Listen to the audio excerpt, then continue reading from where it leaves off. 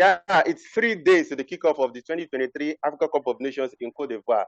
I'm sure all the teams must have perfected all their plans for their opening matches. Now, on that note, to welcome you to another awesome time on Sports Africa. My name is Asha Luluafemi, and it's been awesome all the way till now because our fans around the world, they've been there for us. Kado Gundari and James Sagberebi are there. And today we'll be looking at very not so palatable news coming from a number of camps. But guys, you're welcome to the show.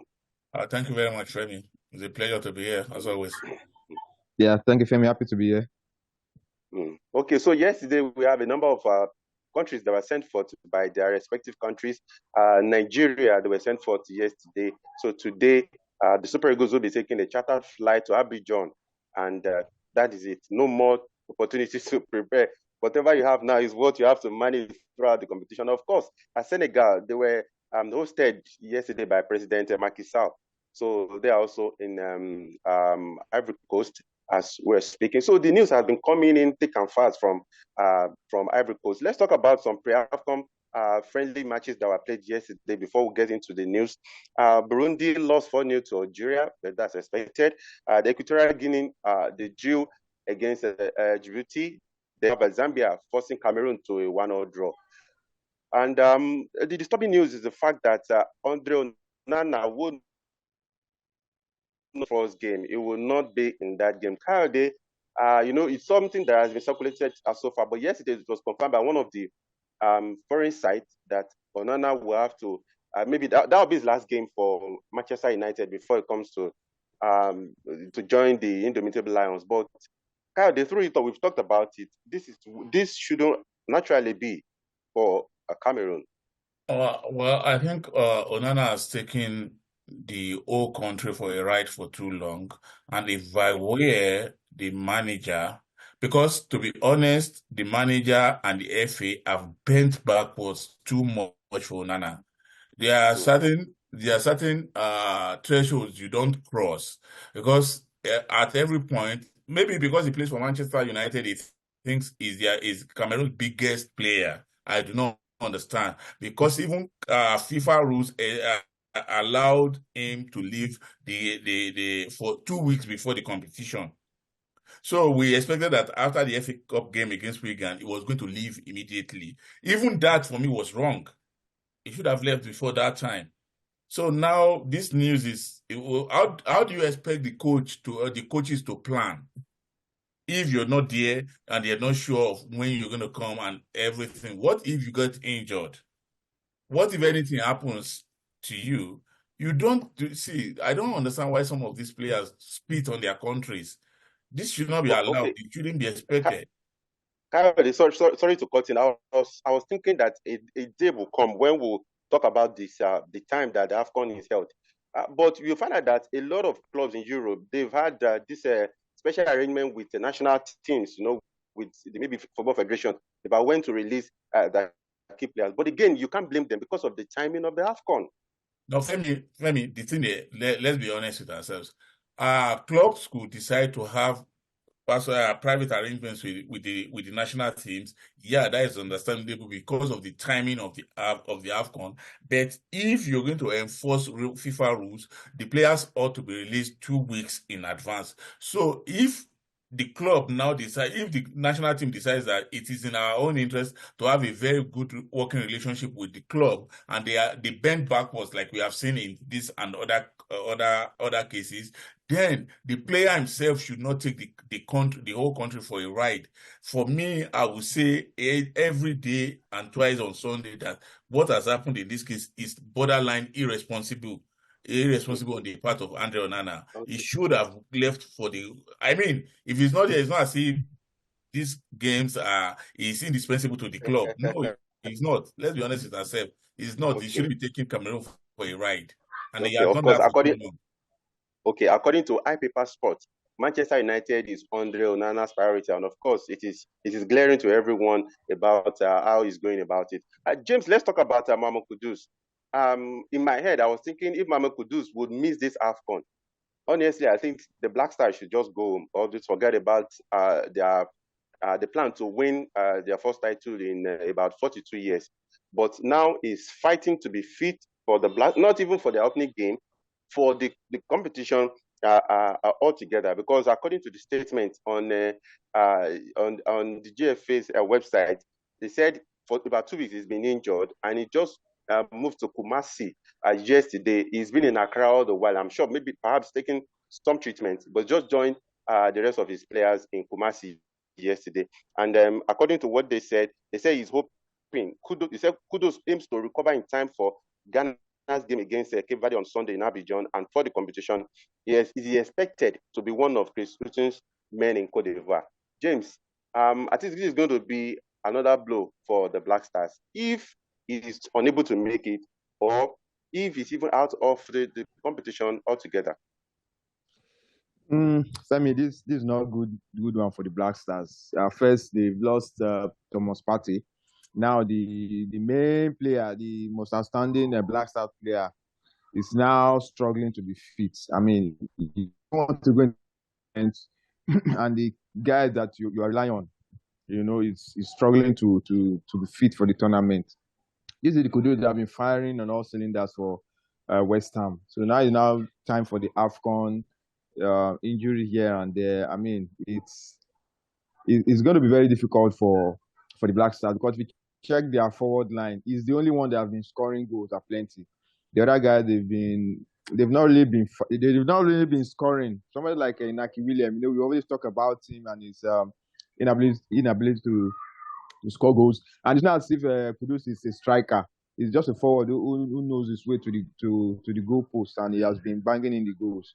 And for him now to be struggling, Femi, it's not going to go well for the team. And another thing there is, even if they pass him fit, I mean, there's one thing to be fit for matches. So I don't know how ready he will be. And this is the AFCON, Femi. You know how brutal the AFCON is. They know that he's one of the top guys coming from top league like Premier League, and all eyes will be on him. So I don't know how they're going to manage it. He just has to be 100% ready for this tournament, because if he's not 100% fit, Femi, the Black Stars are going to will struggle, honestly. Because aside from him, I don't know any other player that can do it for them.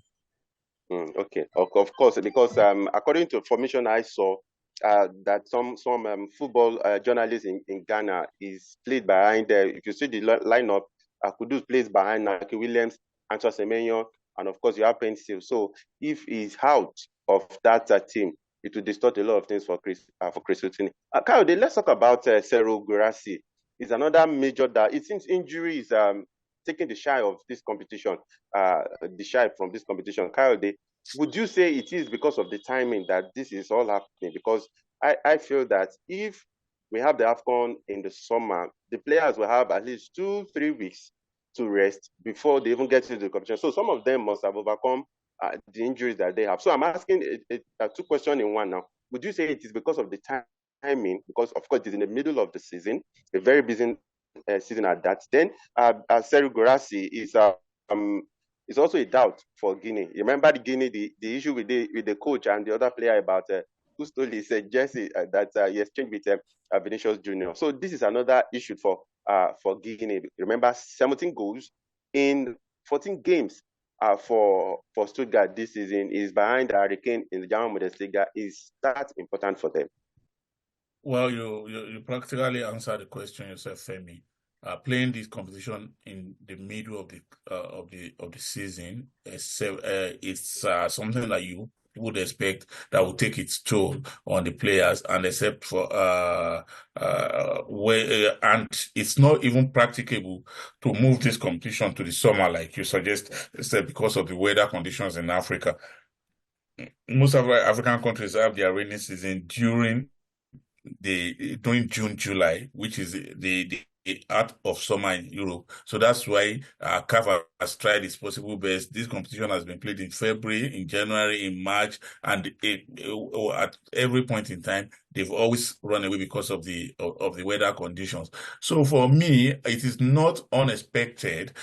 Don't forget that the last World Cup that was played in November, December, we saw that because it was also in the middle of the season, we saw a lot of players who lost one injury or the other. Definitely that's going to happen when you have competitions around this time, because the players have not had enough time to rest and recover from Yes. whatever it is they have played in the first half of the season. Now you are taking them to a competition in Africa, in a different climatic condition. So that will have an adverse effect on them. So for me, I wish the Guinean all the best. I wish is going to be at the AFCON, because you know what, Femi, I just want all of Africa's biggest players to be available. That's why I am happy with the good news coming from Ghana that Kudus might, after all, be in the Nations Cup party. I want all of them to be there so that nobody will feel left out. Nobody will be able to say it was because we didn't have the full complement of our players. That's why we didn't do too well. I think the Super Eagles of Nigeria are the most fit when it comes to injury, because if you've lost Taiwo Awuni, Wilfred Ndidi, and now Victor Boniface to injury, I don't know. And for Guinea manager Akaba Dewara, he said, talking about Sergio Goras, he said he came up to avoid any risk. We don't know. That is in the 2-0 victory over Nigeria in an international friendly on Monday. He said we don't know how serious it is, but it doesn't look too serious. I can only hope it's nothing serious. Talking about the striker for the City National. James, let's talk about South Africa. Their goalkeeper, Rowan Williams, who is also nursing some form of injury. I know Kyle has talked very fondly about him as one of the goalkeepers to watch out for the competition. I've told Bafana fans back home to lower their expectations regarding. He said we need to dream high as a country, but be realistic as well. You know, we have not been part of the tournament for a long time. He said it does get tough. He said having to play every 3 or 4 days, it is not easy. It is tough because you are playing high quality games of consequence. It is mentally tough. It can drain one, you know. So that's where myself and other senior players, we share our experiences. So he's practically telling his people back home, don't expect much from us. Would you say that he's trying to take off the pressure from the Bafana, talking about the other group opponents? Or you think that he's just trying to be realistic and practical, as he just said? Femi, I won't blame him, because if you check the Bafana, their performance in the Nations Cup of late has not been encouraging at all. Aside from when aside from when they won it in '96, when they got to the final '98, and they finished third in 2000, the highest they've been to is already the quarterfinals. After that, they just fizzle out. Their performance have dropped drastically. And we've discussed about them, and I won't blame him, because even he knows he is part of the team, so he knows what he's talking about. They are playing in the AFCON, where you have the heavyweights who will be around, and you hardly see people talk about the Bafana as favorites, and you won't blame them, because your performance, it's loud enough for everybody. Everything is there for everybody to see that they've not been doing well at the AFCON. The last time they featured at the World Cup was 2010, when they hosted. They failed to qualify for the last 3 editions, which tells you that the team is really struggling. And going to the AFCON, and there's nothing you can really point out that they've done, whether they've done something massive. It's just the same thing. They just come around, they just play 1 or 2 games, maybe manage to get to the knockout stage, and they fizzle out. So I don't know. Like I said, I won't blame him. He's part of the team. He knows what the team is like, and let's say how things. Maybe there will be an improvement in their performance and in this tournament.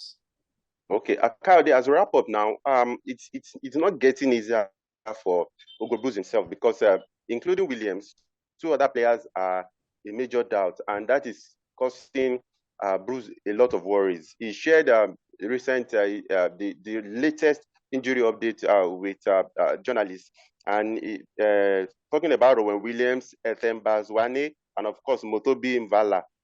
He said Williams didn't train. He said Rowan didn't train with us the last 4 days, but the medical report is positive. So he will start training. We will not play on Wednesday. Talking about it, he will not play on Wednesday because they have a friendly against Lesotho today, Wednesday. He said, but he will be ready for next week, Tuesday.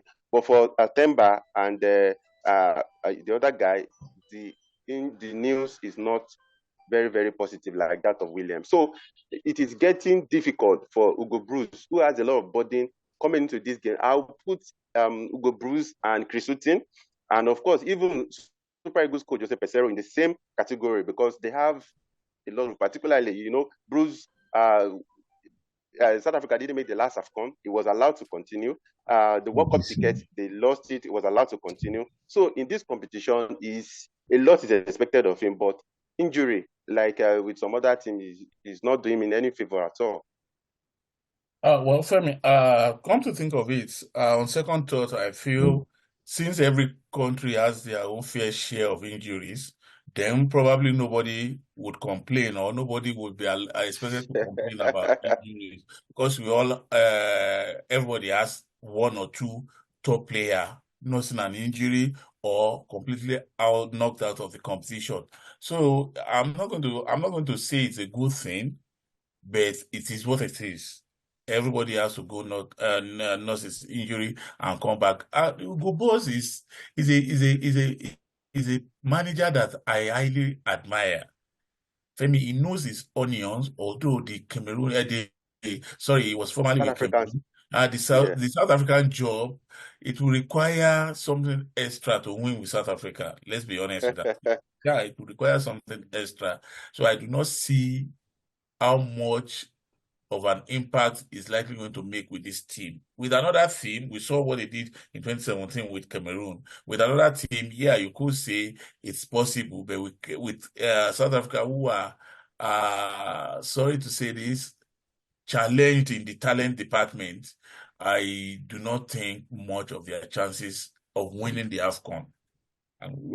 Regardless of whether they have injuries or not. And like I said, I hope that Williams will get to play at this AFCON so that people will see the talent he has. He has done so excellently well for his club, and I expect him to also do the same.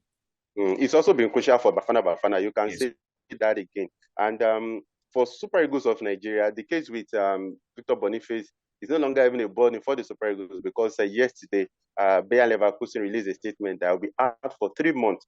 So, and he's been the main man for them this season. He's been replaced by Terry Murphy of Nice in that team. So tomorrow, of course, we'll be going into the camp for some of the other teams to tell you what they're going through. The challenges, really. The injury has been more of the news that has been coming out of each other. But I saw the Senegalese team. I think James, as finally on the show today, they're complete. I saw almost everyone, all the faces that I saw in 2021. I saw all of them in that meeting with President Macky Sall, Mane, Koulibaly, Mendy. I saw almost all of them. So I think the Senegalese, they're lucky. Yeah, fine. They have the guys who won the AFCON for them, but Femi, 2 years is a big gap. I mean, I don't think they still have that momentum. Fine, they'll be one of the favorites. Don't forget, Egypt won it back to back. I understand, but sometimes you've checked most teams that won the AFCON for the first time. Most of them went on to crash out in the first round in the following edition. Nigeria won in 1980, crashed out in 82 group stage. Zambia won it 2012, crashed out in the group stage. Algeria won it 1990, crashed out in the group stage in 1992. So I'm not saying it will happen to them, but it's a possibility because sometimes when you go into this tournament thinking because I won it previously, Femi, you'll be shocked with the kind of things that will happen to that team that you are banking on. All right. Thank you so much for analysis on the show today. Kyle and James, we appreciate you so much. Thank you. Thank you very much, Femi. See you tomorrow. Yeah, thanks, Femi. Bye. So to our fans around the world, again, we appreciate you so much for all the support that you've shown us. Please don't forget to subscribe to our channel. Please don't just watch our videos. Please subscribe and share them. And like we've said, we are open to any suggestion that you think can help us get better. So please indicate in the comment section. Tomorrow, like we promised, we will go to the camp of some of the other teams to tell you how they're preparing, the news coming from there. And particularly, we'll even try to get the reaction of Rigobert's song. We'll look for about the arrangement Manchester United have with the FECAFOOT about André Onana, because a lot of people are not taking that thing very, very kindly at all with Cameroon about how such arrangement could be allowed with United. So tomorrow is going to be another time on Sport Africa. My name remains Ashalulu Afemi. Bye for now.